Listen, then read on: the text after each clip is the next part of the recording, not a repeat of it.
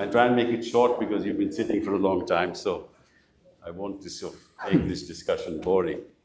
I'm not going to introduce any of you because I don't think you need any introduction. You're all, personalities that everybody is aware of, and your contributions to the fields in which you are in. The topic, of course, is information, the relevance of information in today's India. We have one former Supreme Court judge, Justice Oak. We have a person who has been a director, a producer, an actor.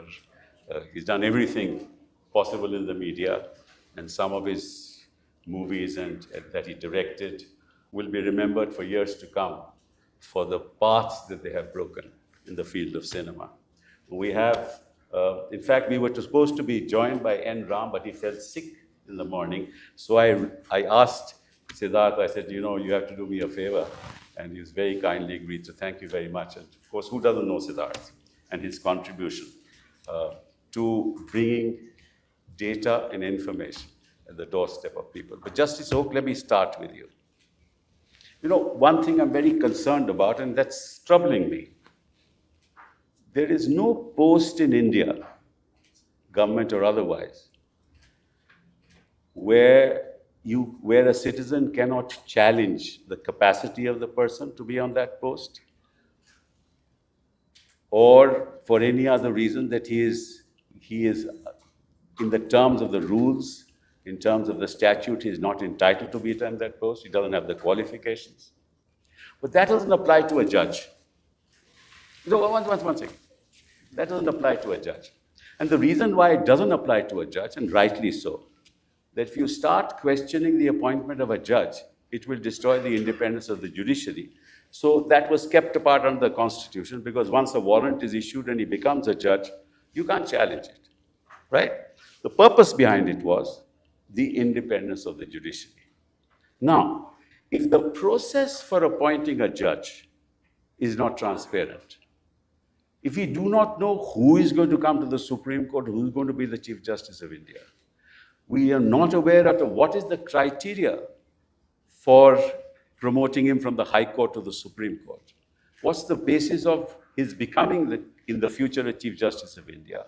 What are his qualifications in the context of the quality of his judgments? What is his background? What are his political affiliations? If none of this is in the public domain, it destroys the very purpose for which the post could not be challenged, namely independence of the judiciary. So if you actually appoint a wrong man, it destroys the independence of the judiciary. And pardon my saying so, we felt a little bad about some of the appointments. What's your response to that? Mr. Sibal,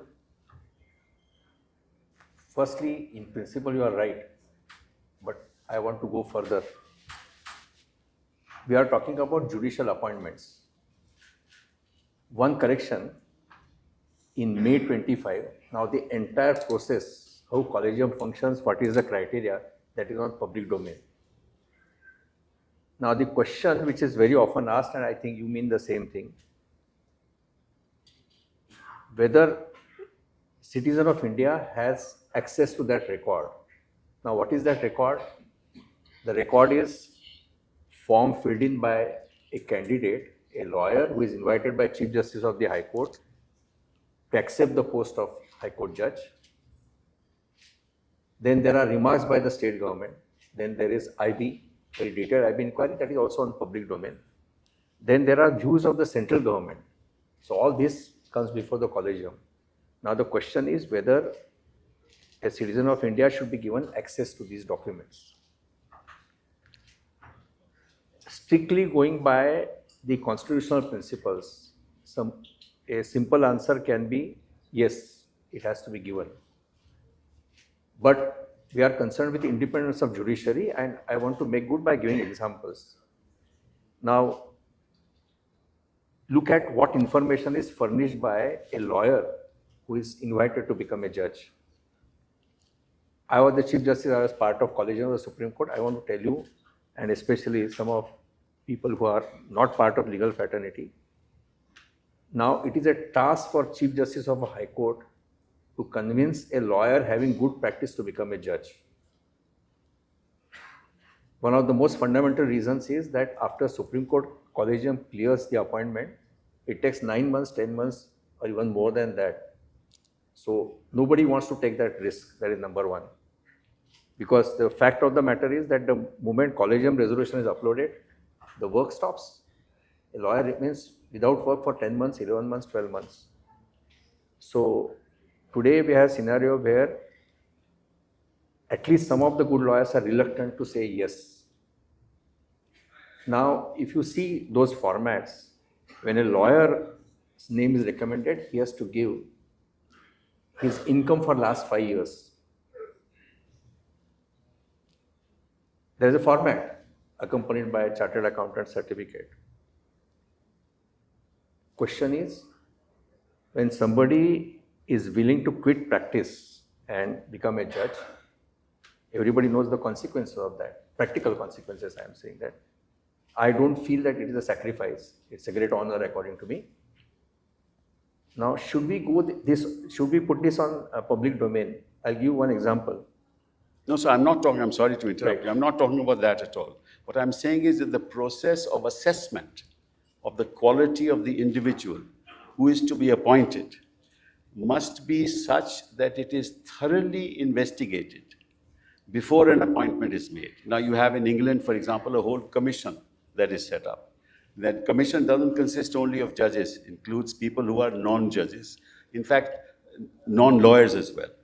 And there are processes through that commission which recommend. And the Chief Justice of India, Chief Justice there, the Lord Chancellor can't go behind it, right?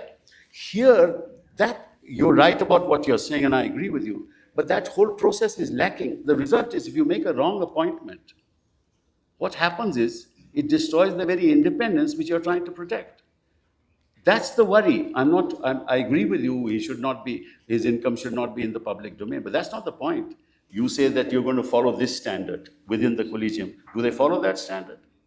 They don't. We know it. They pick up people, and some of them are favorites. And the problem then is that you have the wrong man on the job. And this is a free discussion. Any of you can actually also contribute. You end up with people losing faith in the system. That should never happen. But that should be the primary objective of those who actually appoint judges. I'm afraid, I can tell you, I've practiced here for 52 years. I'm worried that those processes are not quite right. Mr. Sibal, look at this. We are thinking of question of elevating a practicing lawyer from High Court as a judge of the High Court. Now, I ask a question to myself, what can be the criteria? Criteria can be a man of character and integrity, sound knowledge of law, reasonably good practice, and a justice-oriented approach. Now, can this criteria be reduced into writing? No. And tick marked? No. So ultimately, it is three judges, senior most judges of the High Court, the Chief Justice and 2 other judges. They have to evaluate performance of a lawyer because they see that lawyer day in and day out. They're not influenced according to you by anybody. That's what I'm coming to that. Yeah.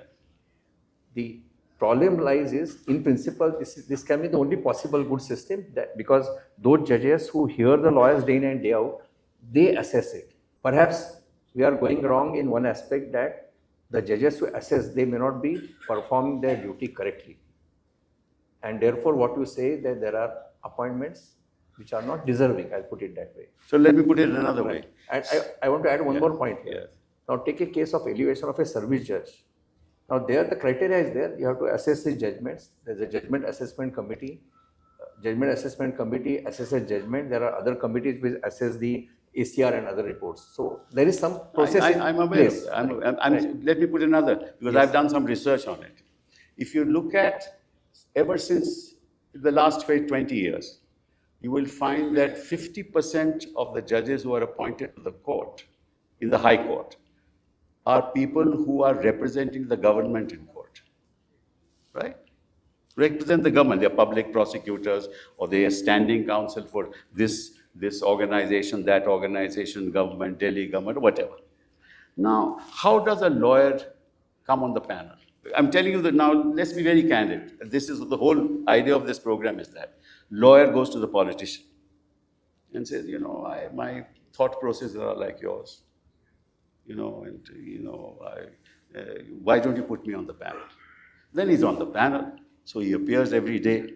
And then the Chief Justice or the collegium in the High Court says, look, this fellow has been practicing here for such a long time, and he is part of the panel, and he should be appointed.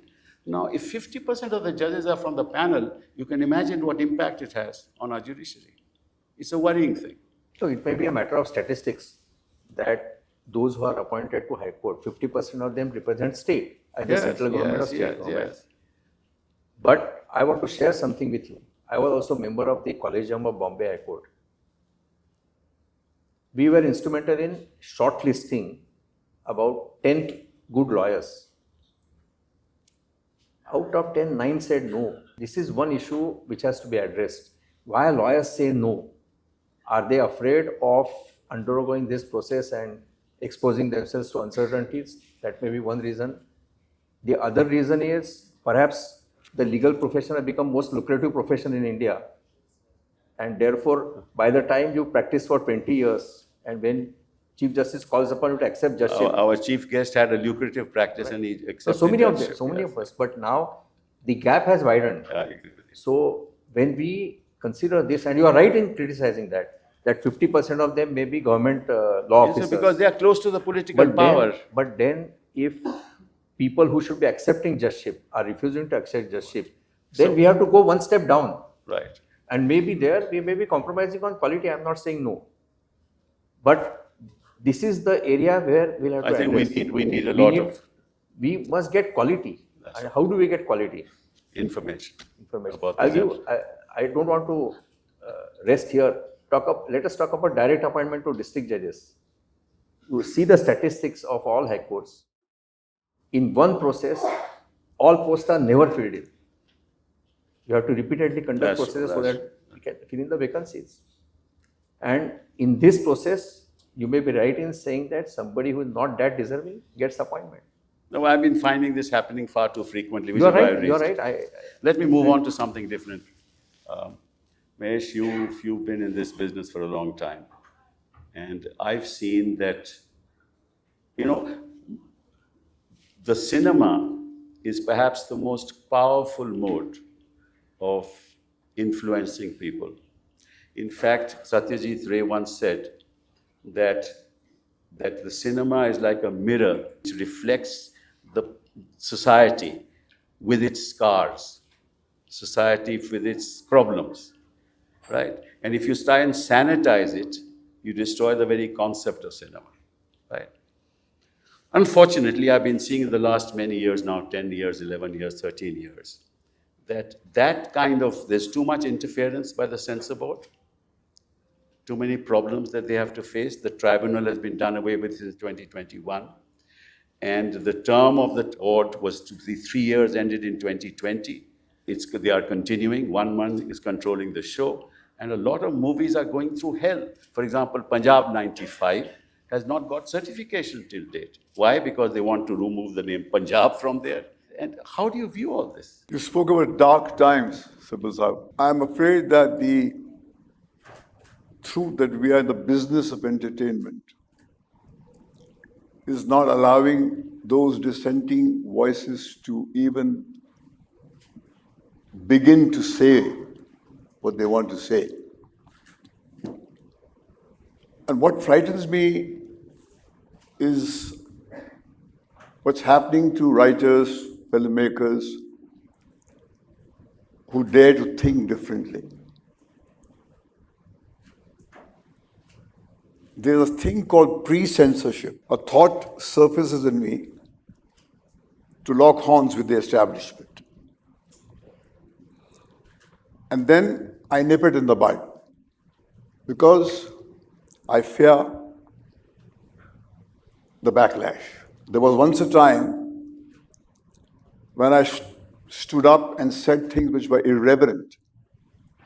I had people in the fraternity of the media, the mainstream media, the legacy media, which would back us up. Somebody would take our side. but that dissenting voice is finding itself isolated. And the businessmen today, unfortunately, we have lost those filmmakers who had that gambling spirit, who were ready to jump off the cliff for an idea. They were so consumed by the passion. Now, algorithms, everybody wants to play it safe. Now it's AI. Yeah, and so I think my concerns are that as it is, we were toddlers. Those very few movies could stand up and speak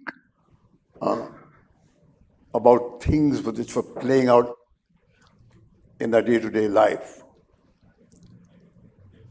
And those who dared to speak were isolated, and then they were made test cases. Look what happened to him. And then there would be wisdom dished out to you saying that you want to say something so passionately, write a poem, write a book. It's too expensive a business. I see. And then you are so vulnerable, the outlets through which you want to show your content are unwilling to even touch you with a barge pole. Because funding is the issue. Everything comes down to funding. So I would say that my concern is that, you see, there's not one day that the catastrophe hits you and things change. It is a slow strangulation. There's a politics of silence.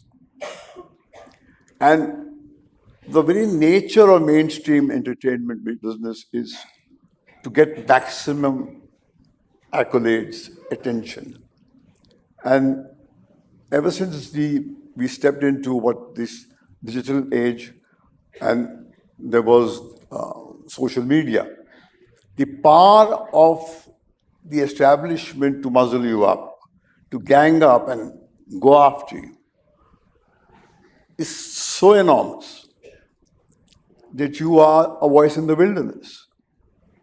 And you are actually going out to quote numbers, and even before you begin, you're crushed. So I would say that these are dark times. Let me put it a little differently. Despite the fact of what you said that these are dark times, you have a movie like Udta Punjab doing exceptionally well. You had a movie like Parched, women of Gujarat, expressing what they have done with their lives, talking about the men in their lives, how they are dealing with them, how they are dealing with society. So you have some really good stories, Lapata Ladies, you have Panchayat. That's all now on the non-movie circuit, so to say. So in a sense, and the cost of these movies is not much. In fact, one of these movies was produced only 3 crores and the person made 6 crores out of it. Right? So there is that other cinema that's happening and doing quite well, but away from the mainstream cinema. Yes, there is. I mean, I must say this, I remember in the year 1998 when the NDA was in power and Mr. Vajpayee ji was heading the government, he was the Prime Minister. I had dared to make a film called Zakhm, which was autobiographical to a certain extent, Yes. and also dealt with the post-Babri Masjid demolition carnage. Now, it got cleared by the committee which scrutinizes the film, but my chairperson, a very reputed senior actor, for some reason felt the need that it should get cleared by the bosses in Delhi, because perhaps she didn't want to be seen as facilitating a dissenting narrative. And then I had to lock horns with the establishment for 3 months. But I stuck to my guns because I believed in that film. Yeah, but those were the 80s and the 90s where you were doing all 98, I'm this talking about when Mr. Vajpayee. But was even there. earlier when you made those films, Yeah, but there were times. But see, what I'm trying to say is, I did not buckle down. I locked horns with the establishment. I made them see my point of view. And they conceded. And what's very important for the audience to know is, in 2003, I had a screening of the same film in Pakistan, in Karachi. Mr. Musharraf was then the president. Indian films were not allowed, but the young kids made it possible to have a festival. Sibal Saab, it got a standing ovation, and I remember walking up and saying, it's only a country like India which can make a film like this, which celebrates our plurality. That plural space has shrunk. When you paint the rainbow only in one color, it ceases to be a rainbow. Human life has always been turned into a story. How can you reduce the stories of 1.4 billion people? There are billions and millions of stories out there. Just one story. Yeah. And that is the tyranny of the times, is to reduce it to one story. And that's when, as you said, that when you hold the mirror to these times, you don't have much to say. As Solzhenitsyn said, that you want to find out how the nation's soul is performing, look at its arts. That's true. And I don't think we have much to boast about today. There's a recent entry of Homebound for the Oscars. And the producer of Homebound said that, look, I had to cut 5 scenes before they cleared it, which I didn't want to cut. But I had to do it, otherwise it wouldn't have gone. So yeah, so see, now what you're saying is exactly, now that gets amplified in the industry. Look what happened to him. Look what happened to him. And then having actors are also targeted. That's the other problem. Yes, the actors are then vulnerable, and they have their image, which is dependent. It lives on the oxygen of popular mandate. And the popular mandate is manipulated. No, but at a time, I remember when Mrs. Gandhi was in power, you had Andhi, you had many pictures. Many of these movies were against the establishment, and there was no problem at all. No, it's not true. There was problems even way back then. No, but they were cleared and they were seen. And people, for example, Nasbandi was another film. No, I would say that even now, if you really believe in the content, and if the producer believes in the content, you will be able to make them see things. Because I remember Zakham was locked. Zakham was it got a national award. Yes, it did. For best film on national integration. That's so correct. You must give it to them that they did give me trouble, but then finally there was within that space a space created where you could make the others see your point of view. No, but you now had films like the Udaipur Files, the Kerala Files. Well, we all know that is a narrative which is being backed by the establishment, and there are people. Is that right? Is that right, you think? Well, I do not deny them the right to do what they want to do, provided they give me the same right to do what I want to do. That's the point. But the judiciary, how does the judiciary view this, Justice Oak? I mean, the judiciary always been for free expression and all that. But unfortunately, it doesn't interfere in any of these kind of films. This is also a problem. So there may be recently few cases, and you may be right in criticizing that. But still, I'll give one example. I don't know whether you heard about one very famous drama in Marathi which got translated into not only Hindi, many other languages. Sakharam Binder. Yes, of course, Sakharam Binder. I've seen it, yes. It was banned by the government. Ultimately, court interfered. Correct. And now it came on the world stage. But courts are not doing enough. I agree with you. But a lot of these actors in Hollywood, most of the actors are coming from theater. A lot of them were people who were in theater and then became, whether it's Laurence Olivier or many others like that, Richard Burton, many others like that. They came from theater. We've lost that here also. Some of them used to come from theater, but not anymore. Because theater doesn't sustain... there is no real theater. Yeah, because you can't live in a first-class city with the income of a theater. Even regional cinema, I was recently in Bengal, I met a very senior actor who said, you can't make a Bengali film and live in Kolkata because you can't afford their lifestyle. So I think why do people come to what is called, to Mumbai? It's because they feel that if you get work here, there is an economic stream that will flow in, which will give you a lifestyle, which will make. But also, there are not enough enough cinemas in India. For example, it's about 10 cinemas to a million, where it's 30 in China, and it's more than 50 in the United States of America. Yes. That's the other problem. Yeah, there is, but and then we have the malaise of the streaming content, which is That's the other problem. and they are timid. They don't want to lock horns with the government. They feel that they are businessmen and they don't want to do things which makes them look unpopular. And if you go to them with any contentious content, you have problems. And so, the loudest whisper is, don't play ducks and drakes. This is too much money. There's too much money here. Don't take You the want risk. to say something which is very irreverent, and you want to take the establishment on, write a book. Even that will have problems to get published. Or do the wire. Or do the wire and Let's move on to you now, Siddharth. You know what's recently happened with mainstream media. You know, what's the cause for it? I mean, why are they doing what they are doing? Is it because government advertisements represent 25% of their revenue? Is it they are afraid of, or is it the industrial, political, and media nexus which is at play? What's the real reason for all this? I think to answer your question, we need to take a step back and identify a common link between the state of the judiciary, the state of mass entertainment, and the state of mass media.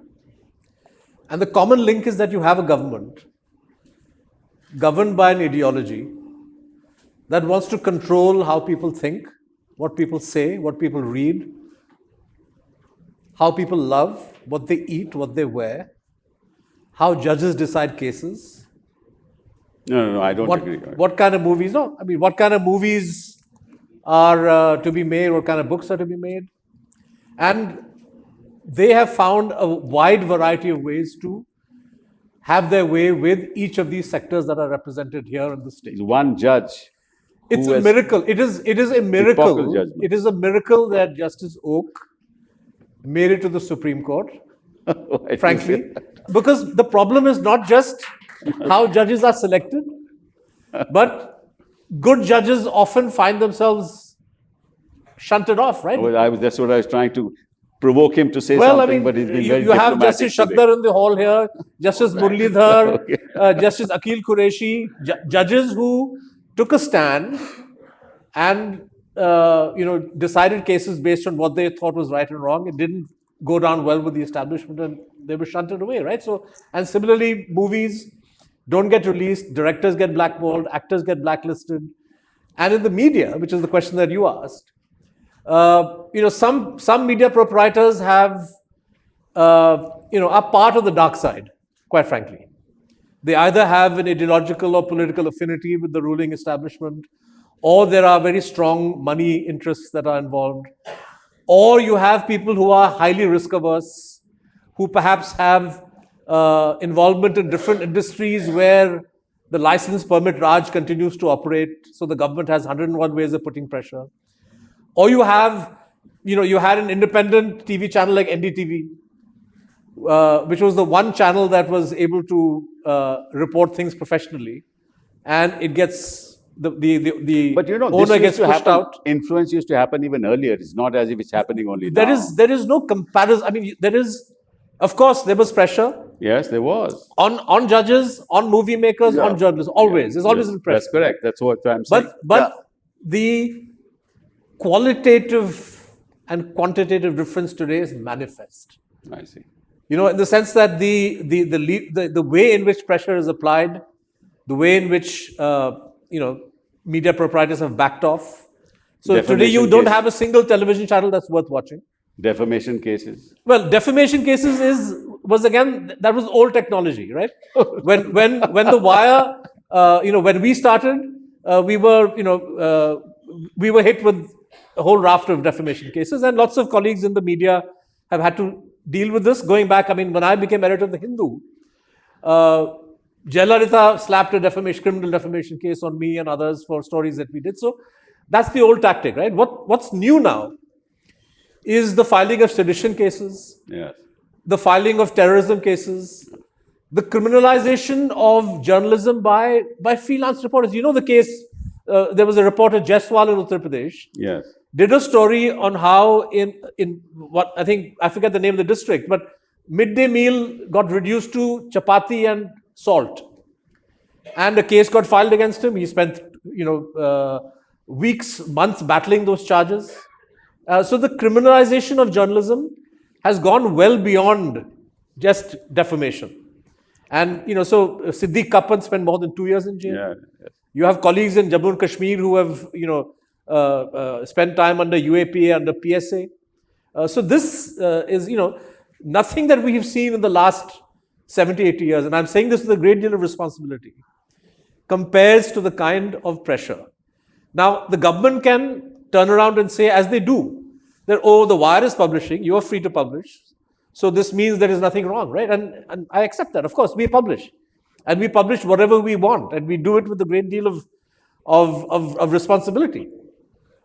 But the way in which cases are filed, you see, it's the randomness.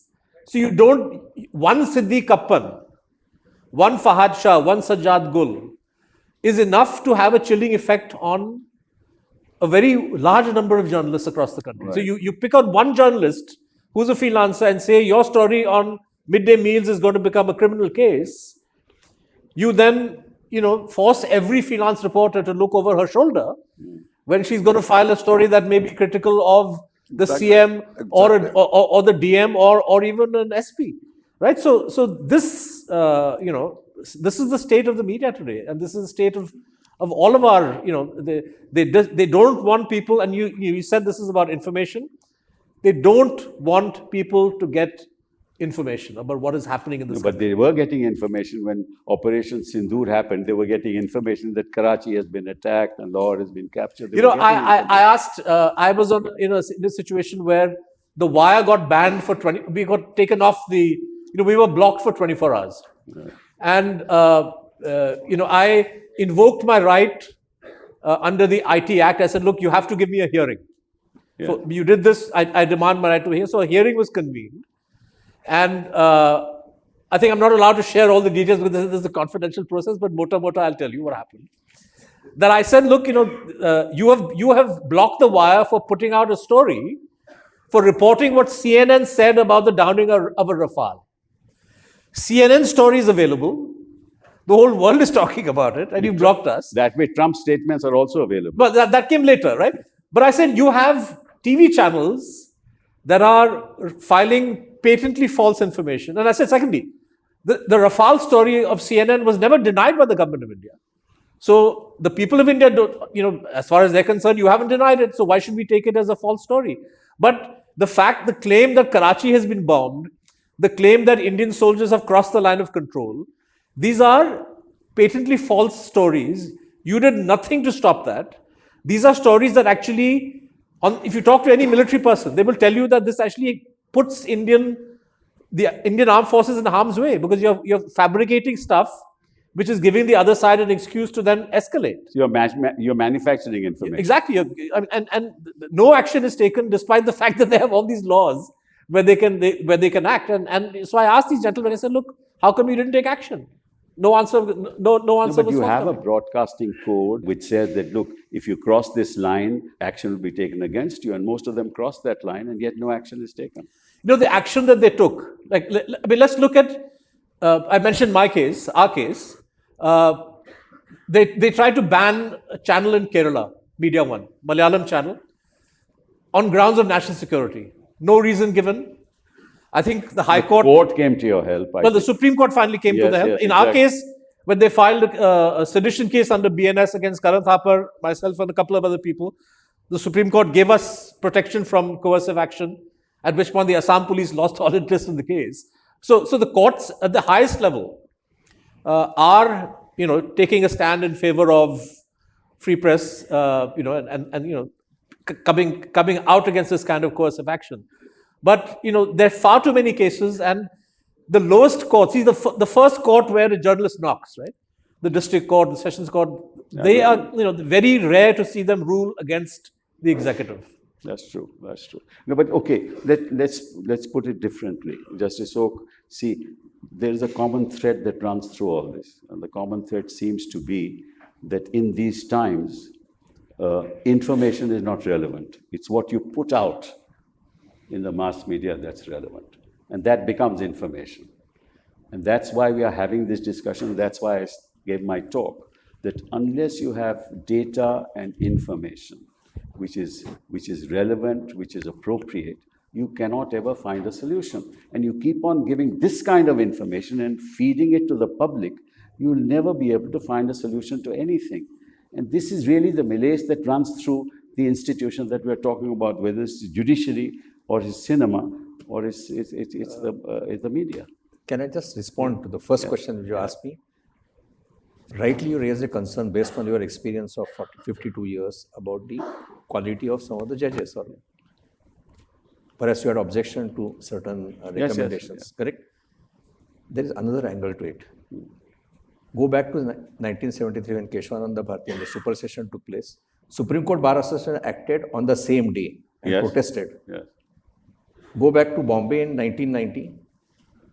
Both the Bar Association passed unanimous resolution. But there is no bar today that's worth the name. No, I want to add something. Yeah. 1990, you know that resolution? The things have changed. I want to give example.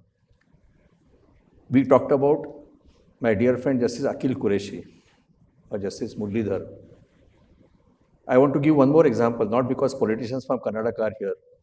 There was one recommendation made from Karnataka to Karnataka High Court, which I personally feel even today, he would have made one of the best judges we had. His name was reiterated, appointment did not come. He withdrew his consent.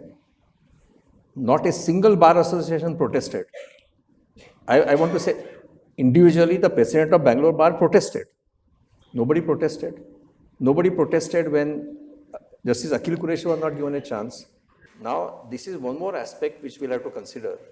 Bar, which was so active. Yes, I agree. Now, nobody protested. That's right. Now, here is but they're worried too, because they think that if they do protest, it will give them a bad name. They have to appear before that judge every day or that court every day. That may impact them. And so nobody wants to take a risk, just as the middle class of this country doesn't want to take a risk. Nobody wants to take a risk. No, Mr. Sibal, in late 90s, Bombay Bar passed resolution. I know, but the country has changed, sir. Now, therefore, what I am saying is, everybody wants good judges. Bar wants good judges. Civic society wants good judges. But nobody is doing anything. Nobody is protesting. See, the only institution that can save the future of India is an independent judiciary. And the faith in that institution has crumbled. And unless you do that, we are going to be in difficulty. And there, the media and the mass media must play a role as well. Right? In fact, there is a recent movie, I've forgotten something about justice, where the director is actually investigating the lawyer and the judge, because a Dalit, yes, it's about a Dalit who has been prosecuted for abetting suicide. And in that, he's prosecuted in court, and delays after delays, and they start saying something about the judge and the lawyer. I think it's time for us to do that also. We must bring real stories before the people of this country as to what is happening.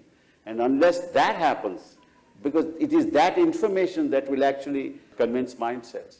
I think, Sibal Sahab, that's something that Advaniji had said during the emergency, that the media was asked to bend and they began to crawl. Right.